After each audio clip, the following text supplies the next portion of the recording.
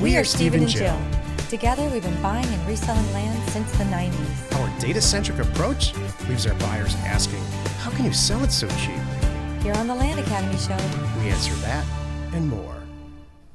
Steve and Jill here. Good day. Welcome to the Land Academy Show, entertaining land investment talk. I'm Stephen Jack Butella. And I'm Jill Buwit, broadcasting from sunny Southern California. Today, Jill and I talk about how to get over the fear of buying property.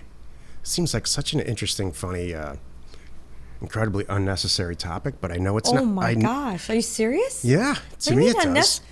Unnecessary. Yeah. Unnecessary. Mm-hmm.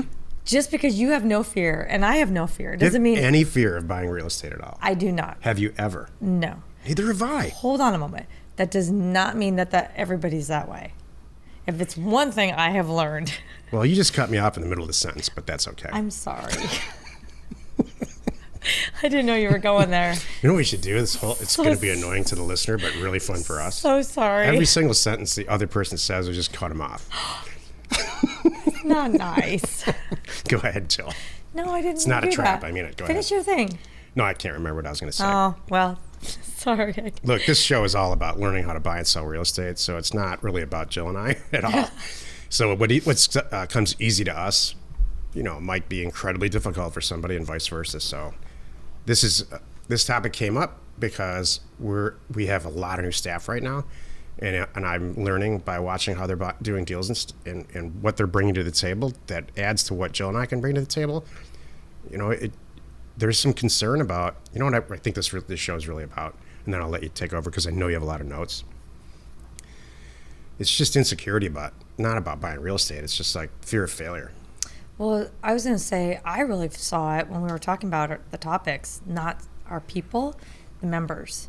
I talk to new members all the time, new and or thinking about jumping in. And this is one of their concerns. Oh, okay, good. So it is necessary. It is necessary. And I have a lot more to say when we talk about the show.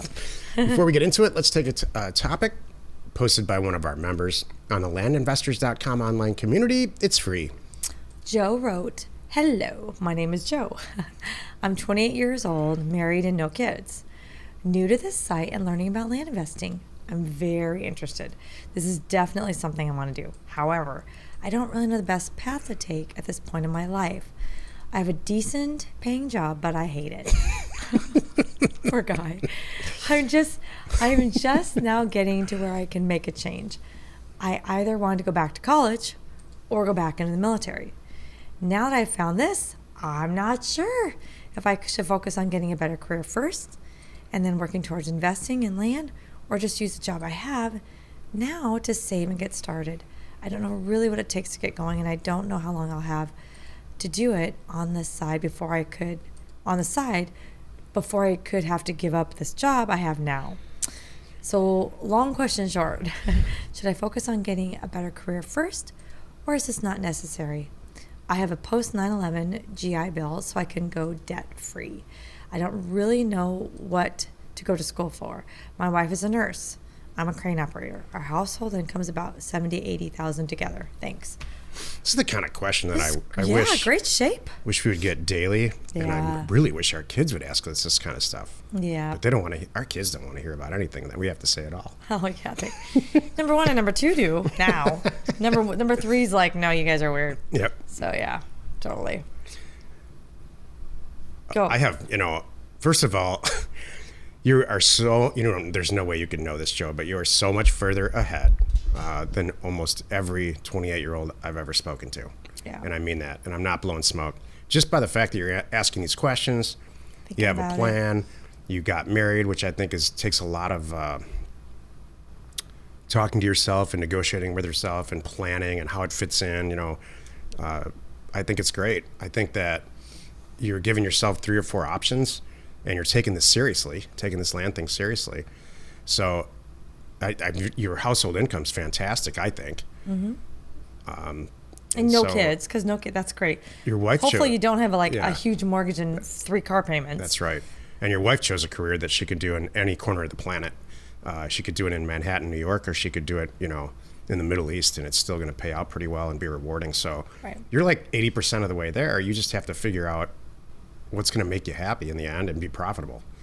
So land is and was a natural extension of what I was doing in my life, and which is commercial real estate. And I was real frustrated with my job, just like you, to the point where I walked out at a certain point.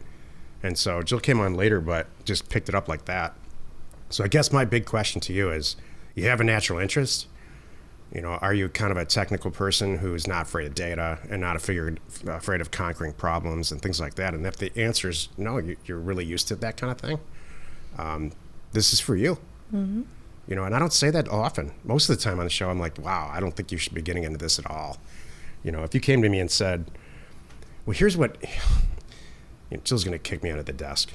Don't do that. When people come to us and say, I have a mound of debt, I can't stand my job, my kids are real little, I just feel buried, I'm going to try this land thing and see if it works and see if it can save me. I run the other direction from that.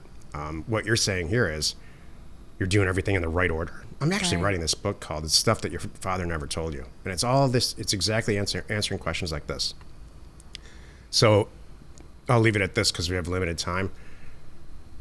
If you're a technical person and you're not afraid of spreadsheets and data, you have everything else in place. I say go for it. I'm not going to touch that. That was beautiful. I thought that was like it meant to, that needed to come from you, from a man. Okay. Really? Nothing, Yeah. huh? No. All right. Good. No. That never happens. Today's topic, Welcome to my world. how to get over the fear of buying property. This person who wrote this question could be answering this question, could be asking, or this topic is for them. That's what Maybe. that person's really asking. Could be. I don't Maybe. know. Do you want to know what I would love to hear what you have to say about Okay, this. so here's my thoughts about the fear of getting over the fear of buying property.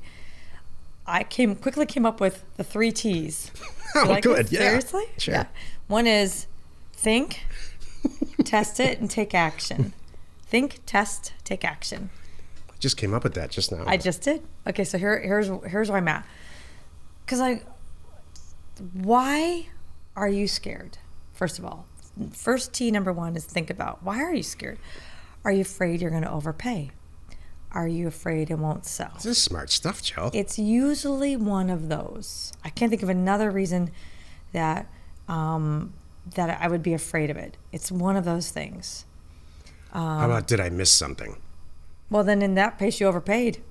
Did I miss the fact that it looks like it has access, but no, it turns out it doesn't have access at all. And then it's going to be you're overpaid for it because you didn't account for that, or it's not going to sell because I didn't account for that. Yeah. So that usually goes into those 2 buckets. I can like this. Keep going. What else? What you might be afraid of is your thinking. Way early on, I was like, especially when you buy tax defaulted property, which is not what we do too much anymore. You always wonder if somebody's going to come back 6 months later and say, you know what, that's my property. I didn't know you guys were doing that. That's my property. I'm filing a lawsuit, which never happens. Right. Like never. In the 16,000 properties that we've had, it's never happened to me one single time. Right. I'm knocking on something here. So We there's also all do a these lot of things. due diligence to make all this sure, stuff too. is all in our heads. Right. All of it. It's true. I also think there's a silver bullet to this fear thing, but I love your T's. Okay, cool. So here's my T number 2. You're really hung up on it. You can't get past it, so test it. You're not sure you're buying property in the right area at the right price. You can test it. You can make kind of a pretend posting, put up for a day on Craigslist, put up for a day on social media, put up for a day somewhere. Just put some pretend fictitious thing up there real quick, take it down so no one's going to come after you. It's not legit, but just see what kind of response you get. Are there a lot of views? Does it look like it's in the ballpark? You could do stuff like that real quick just to test it. Right. And then say, yeah, now I am going to pull the trigger. I got 16 people that called me on this one. I need to go buy it right now today. That will do it. And then my 3rd T is take action and just do it. Yeah, I had, I shouldn't say I had never had a fear. I had a concern about this rural vacant land business model on the internet very early on. So I guess I did some version of what you're saying. But I always told myself stuff like this. I'm going to buy 10 pieces of property here. maybe two of them I'm just going to completely miss the mark and lose money on, which never happened. But when you start to tell yourself, you know what, I'm not a stupid person, but this is all new to me, and I'm utilizing the resources that I have, and I might fail at it maybe 20% of the time, but 80% of the time I'm winning. I think that then that's your testing thing. Exactly. That's why we tell everybody too, if you're new getting into this, I'm like, hey, if you've got $10,000 to spend, don't buy one 10,000 property. Yeah. Because now you're hanging on for that one. Buy 10 $1,000 properties, just like what Steven said. What if you did something wrong on 2 of them? The other 8 will way make up for the 2 that you goofed up on. Here's some good advice on this topic. This is what I wish somebody would have told me this a long time ago. These rural vacant land properties, nobody cares.